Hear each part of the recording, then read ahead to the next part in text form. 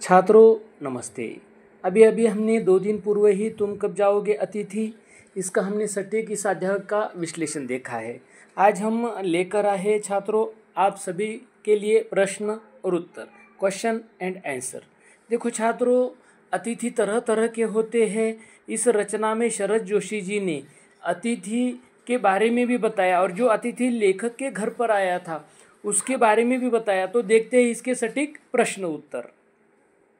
देखिए छात्रों, मौखिक प्रश्न पहले। निम्नलिखित प्रश्नों के उत्तर 1-2 पंक्तियों में दीजिए। 1. अतिथि कितने दिनों से लेखक के घर पर रह रहा है? उत्तर: अतिथि लेखक के घर पर पिछले 4 दिनों से रह रहा था और अभी तक जाने का नाम नहीं ले रहा था। दूसरा, कैलेंडर की तारीखें किस तरह फड़फड़ा रही है? उत्तर: कैलेंडर की तारीखें अपनी सीमा में नम्रता से पंछी के पंखों की तरह फड़फड़ा रही है। देखो छात्रों, दोनों भी मौखिक, आप जरूर याद रखें, इसे याद भी करें।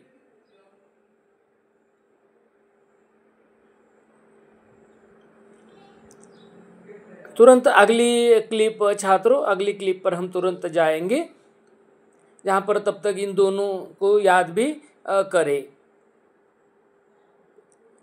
आगे देखिए छात्रों, तीसरा, पति पत्नी ने मेहमान का स्वागत कैसे किया? उत्तर: पति ने स्नेह से भीगी मुस्कान के साथ गले मिलकर और पत्नी ने आदर से नमस्ते करके उनका स्वागत किया। 4. दोपहर के भोजन को कौन सी गरिमा प्रदान की गई? उत्तर: दोपहर के भोजन को लंच की तरह शानदार बनाकर लंच की गरिमा प्रदान की गई। 5. तीसरे दिन सुबह अतिथि ने क्या कहा? उत्तर देखिए छात्रों, तीसरे दिन सुबह अतिथि ने कपड़े धुलवाने हैं। तीसरे दिन अतिथि ने कपड़े धुलवाने हैं कहकर धोबी के बारे में पूछा। अगला सवाल देखिए छात्रों, छठा, सत्कार की ऊष्मा समाप्त होने पर क्या हुआ? उत्तर देखिए, सत्कार की ऊष्मा समाप्त होने पर लंच डिनर की जगह खिचड़ी बनने लगी। खाने में सादगी आ गई और अब भी अतिथि नहीं जाता तो उपवास तक रखना पड़ सकता था। ठहाकों यानी छात्रों जोर से हंसी। ठहाकों के गुब्बारों की जगह एक चुप्पी हो गई। सौहार्द अब धीरे धीरे बोरियत में बदलने लगा। अगला सवाल छात्रों लिखित है, अभी आपको निम्नलिखित प्रश्नों के उत्तर 25 से 30 शब्दों में लिखिए। पहला, लेखक अतिथि को कौन सी विदाई देना चाहता था? उत्तर: लेखक अतिथि को भावभीनी विदाई देना चाहता था। वह चाहता था कि जब अतिथि उसके घर से जाए तो वह यहाँ की एक अच्छी सी तस्वीर अपने मन में लेकर जाए। वह उसको ज़बरदस्ती कुछ और दिन रुकने को कहेगा और अतिथि के न मानने पर वह सपरिवार उसे नम आंखों से रेलगाड़ी में बैठाकर आएगा। अगला सवाल छात्रों, पाठ में आए निम्नलिखित कथनों की व्याख्या कीजिए। अंदर ही अंदर कहीं मेरा बटुआ काँप गया। देखो, इसकी व्याख्या करनी है। अंदर ही अंदर मेरा बटुआ काँप गया। उत्तर: जब लेखक के घर में अनचाहा अतिथि आ गया तो इस ख्याल से कि उसे अतिथि की खूब खातिरदारी करनी पड़ेगी। इस महंगाई के दौर में घर चलाना ही बड़ा मुश्किल हो रहा है। ऐसी स्थिति में अंदर ही अंदर लेखक का बटुआ कांप गया। अगला सवाल छात्रों, अतिथि सदैव देवता नहीं होता, वह मानव और थोड़े अंशों में राक्षस भी हो सकता है। उत्तर: हमारी भारतीय संस्कृति में अतिथि को देवता माना जाता है क्योंकि अतिथि जब भी किसी के घर आता है तो उसका आगमन किसी देवता के आगमन से कम नहीं माना जाता है और उसका सत्कार भी किसी देवता की भांति किया जाता है। लेकिन जब वही अतिथि परेशानी का कारण बन जाए तो किसी हद तक मानव और धीरे धीरे राक्षस का रूप धारण कर लेता है। देखो यहाँ पर अतिथि के बारे में भी बताया। अगला सवाल, लोग दूसरे के होम की स्वीटनेस को काटने न दौड़े। देखिए यहाँ पर उत्तर, घर को स्वीट होम कहा जाता है, मिठास भरा मकान, क्योंकि व्यक्ति को अपने घर में जो खुशी का माहौल मिलता है वह अन्य कहीं नहीं मिलता है। यही माहौल जब किसी के कारण बिगड़ जाता है तो धीरे धीरे खुशी भी कम होने लगती है। अतः का अर्थ छात्रों, इसलिए लोग दूसरे के घर की खुशियों के माहौल को खराब करने का कारण न बने। अगला सवाल छात्रों, मेरी सहनशीलता की वह अंतिम सुबह होगी। देखिए उत्तर, लेखक अपने अतिथि को पिछले 4 दिनों से झेल यानी सहन कर रहा था और नौबत पकवान से लेकर खिचड़ी तक आ गई थी। अब नौबत ये आ गई थी कि खिचड़ी तक आ गई थी। दोनों के मध्य वार्तालाप भी बंद हो गया था। लेखक मन ही मन अतिथि को कोस रहा था। अब वह मानने लगा था कि अगली सुबह यदि अतिथि नहीं गया तो उसकी सहनशीलता जवाब दे जाएगी, यानी बांध टूट जाएगा सहनशीलता का, और हो सकता है कि वह उसे अपमानित करके भी विदा कर दे। अगला सवाल, एक देवता और एक मनुष्य अधिक देर तक साथ नहीं रहते। उत्तर, देवता और मनुष्य दोनों अपने अपने स्थान पर ही अच्छे लगते हैं। देवता मंदिर में और मनुष्य समाज में। अतिथि को देवता इसलिए कहते हैं कि वह कहीं पर भी थोड़ी देर के लिए जाकर वहाँ की खुशियों को बढ़ा देता है और वैसे ही चला जाता है जैसे कि भगवान भक्त को दर्शन देकर चले जाते हैं। दोनों में दूरी के कारण ही दोनों में प्रेम भाव बना हुआ है। साथ रहने से दोनों के बीच मन मुटाव बढ़ सकता है। अगला सवाल छात्रों, निम्नलिखित प्रश्नों के उत्तर 50 से 60 शब्दों में लिखिए। प्रश्न पहला, कौन सा आघात अप्रत्याशित था और उसका लेखक पर क्या प्रभाव पड़ा? उत्तर देखिए छात्रों, लेखक अतिथि से ऊब चुका था।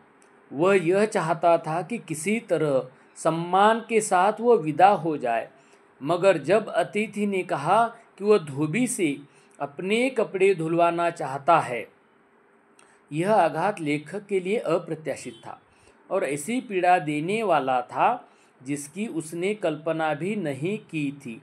लेखक चाहता था कि अतिथि जल्दी चला जाए, मगर कपड़े धुलवाने का मतलब अतिथि अभी और रुकना चाहता था, जो कि लेखक के लिए असहनशील होता जा रहा था। अगला सवाल छात्रों, संबंधों का संक्रमण के दौर से गुजरना, इस पंक्ति से आप क्या समझते हैं? विस्तार से लिखिए। उत्तर, संबंधों का संक्रमण के दौर से गुजरने का आशय यह है कि संबंधों में दूरी, मनमुटाव या खटास आ जाना। लेखक के घर जब अतिथि आया था तब लेखक ने उसका खूब आदर सत्कार किया। हंसी ठहाके गूंजने लगे, घर में चारों तरफ खुशी का माहौल सा छा गया। लेकिन जब अतिथि ज़्यादा देर रुककर बोझ बनने लगा तो घर के लोग उससे कटे कटे रहने लगे और यही मनाने लगे कि अतिथि कब यहाँ से जाएगा। यही संक्रमण का दौर था। आगे देखो छात्रों, जब अतिथि 4 दिन तक नहीं गया तो लेखक के व्यवहार में क्या क्या परिवर्तन आए? उत्तर, अतिथि के 4 दिनों तक भी न जाने से लेखक के व्यवहार में बहुत बड़ा अंतर आ गया। हंसी मजाक से शुरू हुई बातचीत धीरे धीरे दूरी और खामोशी में बदलने लगी। अच्छे भोजन से खिचड़ी पर आ गए। लेखक मन ही मन अतिथि को कोसने लगा। मन में जो प्रेम के भाव थे उन्होंने अब गालियों का रूप ले लिया था और लेखक अतिथि को गेट आउट तक कहने को तैयार हो गया था। अगला भाषा अध्ययन देखिए। देखो छात्रों, भाषा अध्ययन यानी व्याकरण। निम्नलिखित शब्दों के दो दो पर्याय लिखिए। आपको 2 पर्यायवाची शब्द लिखने हैं यानी उसका समानार्थी। तो देखिए, चांद, चांद के 2 पर्यायवाची राकेश, शशि। जिक्र, उल्लेख, वर्णन, कथन। तीसरा आघात, आघात के पर्यायवाची है हमला, चोट, प्रहार। उष्मा, उष्मा का अर्थ पर्यायवाची है ताप, गर्माहट। 5वां शब्द है छात्रों अंतरंग। अंतरंग का पर्यायवाची है घनिष्ठ, नजदीकी। इसके अलावा छात्रों आपके पाठ्य पुस्तक में जो पर्यायवाची शब्द है वह भी आप लिखिए। निम्नलिखित वाक्यों को निर्देशानुसार परिवर्तित कीजिए। देखो यहाँ पर भाषा अध्ययन बहुत ही सटीक है, समझने के लिए बेहद आवश्यक है। मैं यहाँ पर बता रहा हूँ, आप ज़रूर समझ जाएंगे थोड़े समय में। पहला वाक्य, हम तुम्हें स्टेशन तक छोड़ने जाएंगे। इसे निषेधार्थक वाक्य बनाना है छात्रों, नकारात्मक वाक्य। उत्तर देखिए, हम तुम्हें स्टेशन तक छोड़ने नहीं जाएंगे, केवल नहीं लगाना है, हो गया निषेधार्थक वाक्य। ख, किसी लॉन्ड्री पर दे देते हैं, जल्दी धुल जाएंगे। प्रश्नवाचक, प्रश्नार्थक वाक्य बनाना है छात्रों। कौन से लॉन्ड्री पर देने से जल्दी धुल जाएंगे, कौन से, यहाँ पर प्रश्नवाचक शब्द कौन से लगाया है। तीसरा वाक्य, सत्कार की उष्मा समाप्त हो रही थी, इसे भविष्यकाल, केवल आने वाले समय में कार्य होने वाला ऐसा भविष्यकाल बनाना है। सत्कार की उष्मा समाप्त हो जाएगी। घ, चौथा वाक्य, इनके कपड़े देने हैं, स्थान सूचक प्रश्नवाची, केवल स्थान के बारे में रखना है। इनके कपड़े यहाँ देने हैं, यहाँ स्थान सूचक शब्द है छात्रों। 5वां, कब तक टिकेंगे ये, कब तक टिकेंगे, इसे नकारात्मक वाक्य, निषेधार्थक वाक्य बनाना है छात्रों। यहाँ पर ये तो आपको आसानी से आएगा। उत्तर देखिए, कब तक नहीं टिकेंगे, कब तक नहीं टिकेंगे, नकारात्मक यहाँ पर यह वाक्य। 5 के 5 वाक्य इस प्रकार आप इसे 2 बार सुनकर भी आप देख सकते हैं, नए वाक्य भी लिख सकते हैं। आगे देखो, पाठ में आए इन वाक्यों में चुकना, चुकना का अर्थ गुजर जाना, बीतना, समय हो जाना। क्रिया के विभिन्न प्रयोगों को ध्यान से देखिए और वाक्य संरचना को समझिए। देखो हर जगह अलग अलग अर्थ निकल रहा है। क, तुम अपने भारी चरण कमलों की छाप मेरी जमीन पर अंकित कर चुके।